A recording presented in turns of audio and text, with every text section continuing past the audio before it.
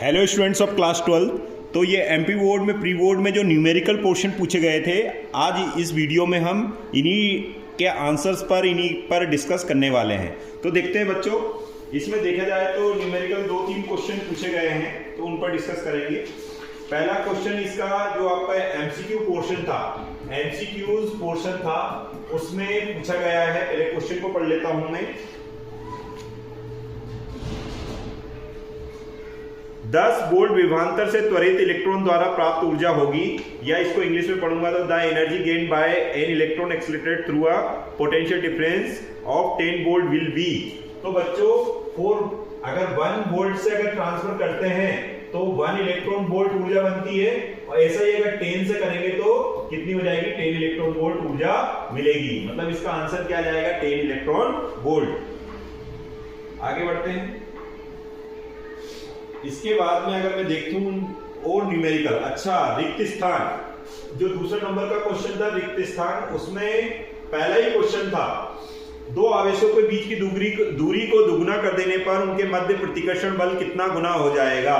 तो बच्चों हमें पता है F इज इक्वल टू क्या होता है? K Q1 Q2 और अपॉन में क्या है? R square. बाकी कुछ नहीं बदल रहे हैं, सिर्फ दूरी को वो कितना कर रहे हैं? दुगुना कर रहे हैं। मतलब R डेज जो बोल रहे हैं वो कितना हो रहा है? 2R हो रहा है। तो बच्चों ये हमने इसको F1 बोल दिया, जो पहली वाली कंडीशन थी। दूसरी कंडीशन में बोल रहे हैं कि बल कितना होगा, तो F2 बोल देते हैं। K तो चेंज नहीं होगा, Q1 Q2 भी चेंज नहीं होगा, लेकिन R की जगह क्या हो जाएगा? R डेज और R डेज का स्क्वायर, R डेज का स्क्वायर। तो K Q1 Q2 और R डेज के स्क्वायर को हम बोलते हैं 2R और इसका होल स्क्वायर। तो बच्चों ये हो जाएगा K Q1 Q2 अपॉन 2 का स्क्वायर कितना हो जाएगा? 4, और ये क्या हो जाएगा? R square. और देखिए ये क्या है? ये है आपका F1 अपॉन 4। तो कितना गुना हो गया? 1/4 गुना हो गया बच्चों। तो इसका आंसर आ जाएगा 1/4 गुना हो जाएगा। नोट कर लीजिएगा।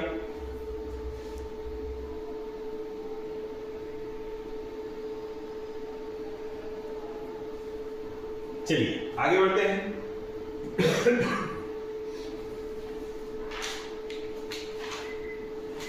नेक्स्ट न्यूमेरिकल है ऊन से रगड़े जा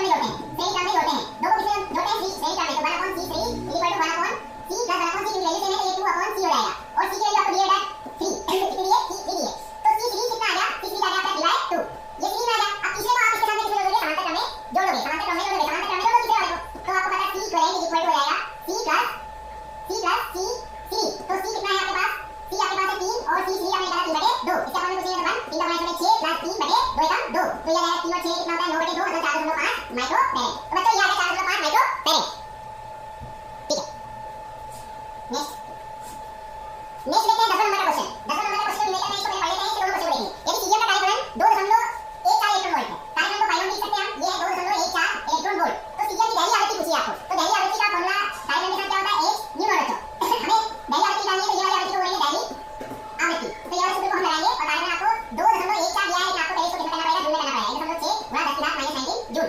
आपको क्या चाहिए? ये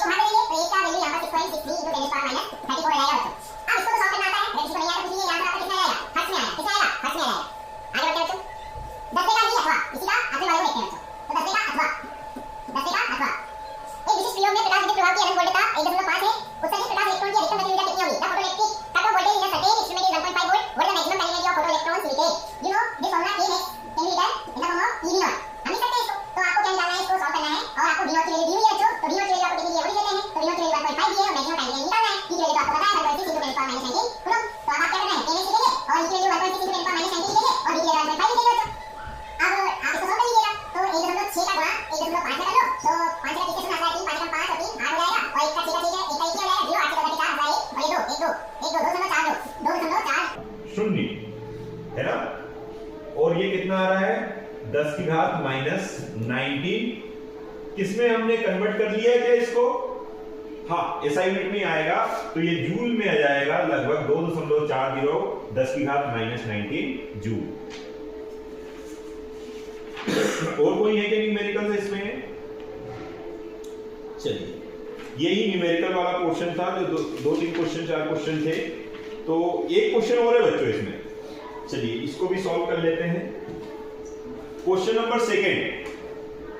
नंबर सेकंड जो था एमसीक्यूज का, इसको भी एक बार सॉल्व कर लेते हैं। किसी कार की संचायक बैटरी का विद्युत वाहक बल 12 वोल्ट है, आंतरिक प्रतिरोध 1 ओम है और बैटरी के साथ 3 ओम की बाह्य प्रतिरोध जोड़ने पर धारा होगी। तो आपको पता है विद्युत वाहक बल बराबर होता है कुल धारा बटे कुल प्रतिरोध। तो कुल धारा कितनी है हमें यही ज्ञात करना है, तो आई को यही रहने देते हैं। कुल प्रतिरोध का मतलब होता है small R plus capital R, और ये ई आपको दिया हुआ है बेटा 12 वोल्ट। तो आपको क्या निकालना है? देखिए आई निकालना है तो 12 गुणा यहाँ स्मॉल आर और कैपिटल आर को ऐड कर दीजिए, तो ये I is equal to 12 into small R और कैपिटल आर कितना हो गया आपका? स्मॉल आर आपका 1 ओम है और ये 4 हो जाएगा। कितना हो जाएगा? थोड़ा सॉरी, ये क्वेश्चन को थोड़ा सा करेक्ट करते हैं हम, है ना? फिर से फॉर्मूला रॉन्ग हो गया है तो करेक्ट कर लेते हैं, नो प्रॉब्लम। फिर से आपको I is equal to V upon R वाला फॉर्मूला पता है, V की जगह I और I की जगह V गड़बड़ हो गया था, तो आप इसको सही करते हैं। I is equal to V upon R, लेकिन R इक्विवेलेंट होना चाहिए, तो V की वैल्यू आपको कितनी दी हुई है? V की वैल्यू आपको दी हुई है 12 वोल्ट। कितना दिया हुआ है?